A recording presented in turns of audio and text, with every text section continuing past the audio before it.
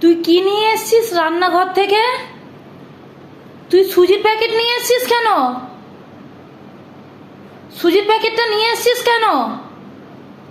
তুই রান্নাঘরে তখন থেকে কি খুঁজছিলি? হ্যাঁ, ওটা কেন নিয়ে এসছিস? দে, আমাকে দে, ওটা দে। দাও দাও, ওটা দাও, আমাকে দাও। দাও, কাঁচা সুজি খেতে নেই, দাও। রাত্রিরে দেবো দুধ দিয়ে, দাও দাও, আমাকে দাও। কি হলো?